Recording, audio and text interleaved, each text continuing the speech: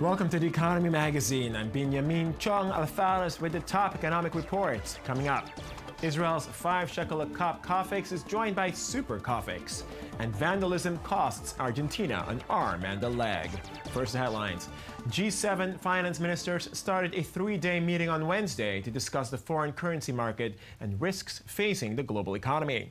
Topping the agenda will be reviving stuttering global growth and diffusing tensions over China's rising economic cloud. Finance chiefs will focus on how to keep the faltering global recovery on track amid the threat of a Greek default, rising oil prices, and bond market turmoil. The U.S. is also likely to use the meeting to redress trade imbalances and ask Europe to do more to get the global economy moving again. The world is looking for new forms of governance that complements the nation-state system and the balance of the shortcomings of these systems. No nation-state can solve the major problems and challenges in our globally interdependent world on its own. The euro climbed against the dollar in early trade on Thursday, boosted by Greek optimism they may be nearing a deal to secure fresh funding. Greek officials spoke confidently on Wednesday of reaching a cash for reforms deal, saying they had converged on key points with creditors. But IMF chief Christine Lagarde tempered the optimism, saying there was still a lot of work to do before they could close a deal. And German Finance Minister Wolfgang Schäuble, in an ARD television interview, said he was surprised by the upbeat tone from some Greek government officials. U.S. Senator Tom Udall led a U.S. delegation to Havana to explore opportunities for trade and tourism as U.S. ties with Cuba improve. The New Mexican Democrat said trade relations were helped by growing bipartisan support in the U.S. Senate for closer ties. Cross-party support for stronger U.S.-Cuba relations is crucial to overturn the American embargo in Congress. And once diplomatic relations are formally reestablished, the hospitality industry, as well as telecom and construction, are expected to boom. There's growing bipartisan support in the Senate for all of these bills that I talked about, whether it's dropping agricultural restrictions, whether it's lifting the travel ban, whether it's the internet. North Korea tried to woo investors to establish an international tourist zone on Mount Kumgang, a famous mountain in North Korea. Foreign investors, including businessmen from China and Hong Kong, attended a seminar on a long-term plan for developing the international tourist zone. According to state news agency KCNA, Pyongyang aims to develop Wonsan Mount Kumgang into a world-famous tourist attraction. In 2013, North Korea opened a luxury ski resort in Wonsan, in the east of the isolated country. Cofix staged a revolution in the overpriced cafe scene when it introduced its 5 shekel coffee, a cup of coffee, for a little more than $1. But the cafe chain owner has set his sights higher by hitting the centralized Israeli market where it hurts, as he opens Super Cofix, a supermarket in which all products are sold for 5 shekels. The Cofix sign has been making its way into the forefront of the Israeli urban landscape. These shops have made a buzz by offering sandwiches, pastries, and hot and cold drinks at just 5 shekels apiece, or about $1.30. And now founder Avi Katz has decided to import the concept to the supermarket sector with a new offering called Super Cofix. There will be 2 in Tel Aviv and 1 in Herzliya and 1 in Petach Tikva. I'm sure it will work out, and that's why I was ready to take financial risks by opening in a first phase 4 new shops. Once it will run out, people will ask me for more, and at this time, public investment will be useful. Each Super Cofix aims to offer around 600 items in stores that will be small, from 150 to 400 square meters, and scattered around urban centers. To achieve this, the chain plans to lower prices of existing products, as well as produce some items under its own label and compete with major Israeli food companies such as Tnuva, which have been accused of maintaining a monopoly on certain products and unjustified increases in prices. In Israel, products are not sold in small quantities. As an example, toilet paper is sold by units of 30 rolls at least. I talked to the main producer in Israel, Hogla, and told them, produce smaller units, and I'll bring to you a market made of 700 small pharmacies, which has no stockroom for the products you're proposing now. By August, the Cofix chain should reach 100 franchises across the country. After less than 2 years, the company is today valued at about $23 million. Cost effectiveness is connected to quantity, and a big volume of our customers comes because we offer the right quantity. They can come here very easily, it's quick and easy. They can come back a few times a day. The supermarket opening allows us to answer a demand by selling all our products at a fixed price. Meanwhile, the cost of living has become a major issue at the heart of Israeli society, and it took center stage during the last election. The question now is whether Katz and Cofix can revolutionize the supermarket sector, which is known for rigidity in prices. Next month, the Asian Infrastructure Investment Bank will hold its first general meeting in hopes of launching operations before the end of the year. And with a 30% share, China will be the largest of the 57 participating countries. To understand the implications of this for the global economy, we're joined by Clarity Capital analyst Sam Chester. Mr. Chester. Thanks for having me here. Thanks for joining us. So, just to understand here, we're talking about a very, very big multilateral organization, which essentially China has initiated, which has grown way beyond the proportions that it had potentially intended. Essentially, it's twice the size of what it had intended, about over $100 billion at this point. What exactly does it mean for all these participating countries to sign this charter?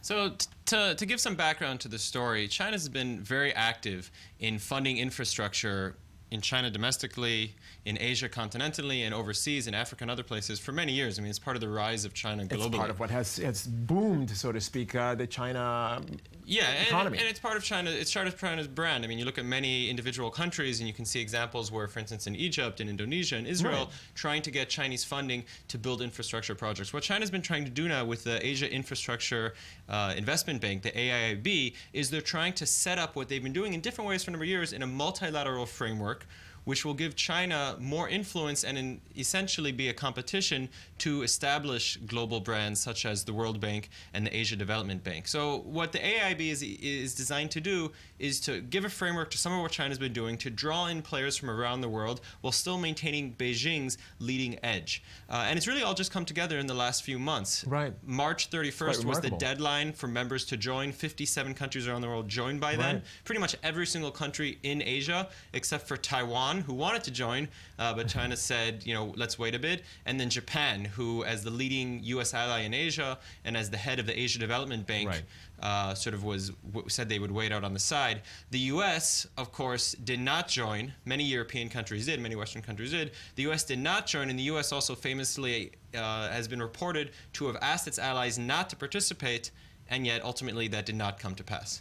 Is this more of a reflection on people's unhappiness, so to speak, with the World Bank, with the Asian Development Bank, with the extent to which there's bureaucracy and things just don't really happen properly? People hoping essentially that the AIIB will sort of push through things much more quickly, or do people really put their belief and their hopes in China to be able to stir something new? So I think there's a lot of factors involved, and you touched on some of them in your question. From China's side, why did they want to create this organization? It was really frustration with the influence that they and other developing economies, developing countries, have in the established multilateral organizations. They've been asking since 2006 and 7, particularly since the global crisis in 2009, for China to get more voting rights, more voting share in the World Bank and the ADB, and essentially a lot because of bureaucratic problems in Washington, that those reforms have not happened. So China, as a result, decided they would create their own organization. But within Asia, the people who are going to be receiving the loans from the AIIB, Asian countries, they're very excited to see this bank be created, because essentially it does what you suggest, which is it creates another source of funding for the projects which they so desire. And China has leapt upon this idea and has said that the goal of the AIIB will be to create a more efficient, less bureaucratic organization while still maintaining the Western standards that the World Bank is famous, and in some cases perhaps too famous as far as its loan countries are concerned. Right. It's undeniable that the U.S. and Japan at this point, may be kicking themselves for not having joined, considering that most of their allies are involved. For sure, for sure. What's really interesting is on two levels. One, U.S. allies in the beginning were not joining, and then in the middle of March, 15 days before the deadline that China had set to become a founding member, all of a sudden the U.K., a major U.S. ally, joined. And once the U.K. joined, the fox was out of the bag, and other U.S. allies rushed to join as well. Japan, though, held steady. As recently as just 2 weeks ago, the Japanese Prime Minister said at a big conference in Asia that Japan will actually give $100 billion more into Asian infrastructure investment. Clearly a shot across the bow at Beijing, saying, okay, China's raised its investment in its infrastructure commitment by $100 billion. Well, Japan will do that as well in the Japanese Multilateral Framework Bank, which is the ADB. So there's clearly a rivalry emerging on this issue between Tokyo and Beijing, and Washington lurking behind. The last thing I would say is that for local countries in Asia that are looking to get money and funding, they're the ones who are going to win out on this. Competition, more funding, more projects. Very exciting stuff happening. Sam Chester from Clarity Capital, thanks for joining us on the show. It's great. Thank you. Vandalism comes at a high cost in Argentina, where the government spends over $400,000 a year on restoring public statues. And given the value of their bronze limbs for theft and resale, it is not likely to change anytime soon. Some are missing an arm, others a nose, others still have lost both legs. Here, at the Buenos Aires Department of Monuments and Artworks, over 100 broken sculptures passionately await a second life. We work hard to prevent natural deterioration, which happens with outdoor monuments, and we also work with vandalism-related problems.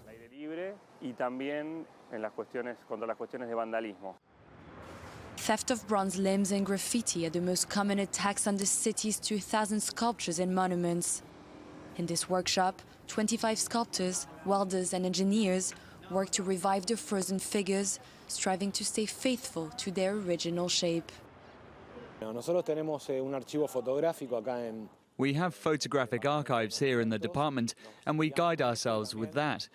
We also compile photos from the internet and magazines, and with all of that we managed to see what was the monument's original shape. The Argentine government spends the equivalent of $400,000 on this restoration center every year. But the amount of time and love that has gone into it for the past 60 years is even greater. These statues are our children. It makes us sad that people don't realize the work we're doing, the beautiful cultural heritage we have. It takes so much work to do it all, and it gets broken for nothing. With fixed limbs and cleaner stone, these statues will return to the streets and gardens of the Argentine capital to once again be the silent witnesses of its history. And we're joined now by Daniel Roth for a look at the world press in Media Watch. Daniel, thanks for joining us. Thanks for having me. So I understand you're looking at world hunger? Yes, the UN came out with a big report talking about how many people are hungry in the world. The report says just under 800 million people are undernourished around the world, which sounds like a lot. It is a lot. It is a lot, considering yes. we have enough to feed everyone around the world. However, it's down over 200 million from 25 years ago. From 25 years ago. Yes. Okay. So it's there's work being done. There's targets being reached. Now, across the board, when you look at Latin America, Southeast Asia, these places that are highly developing areas are doing much, much better than they were. Right. But when you look at a place like Sub-Saharan Africa, the numbers are essentially the same. They haven't had any real alleviation of hunger. Is it because of the wars that have been raging in Sub-Saharan Africa? Is that one of the reasons that they mention? It's partly the war, it's partly weak governance, it's partly international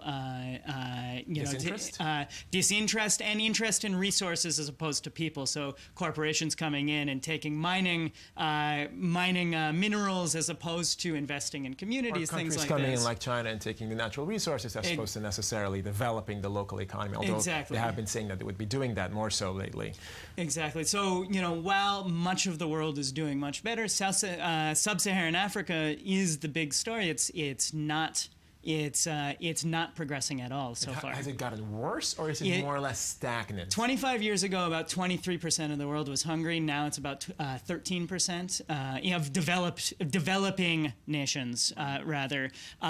In sub-Saharan Africa, it's about 23%. So it's basically just remained as more or less the same. It hasn't really changed very much, Right. and it doesn't look like it's really going to be changing very Right. much. It's actually surprising to me that there has been any change at all, considering that the economy has not exactly been doing any better. We had a great recession just recently. Right. Well, so actually one of the interesting things is as inequality grows in the West, we're finding that hunger is growing as well in places that are so-called developed nations. So, we're seeing changes around the world. Okay, well, Daniel Roth, thanks for joining us and enlightening us about that. Thank you. That brings us to the end of the Economy Magazine for today. I'm Benjamin Changalfares. Thanks for watching, and do join us again tomorrow for more on the economy.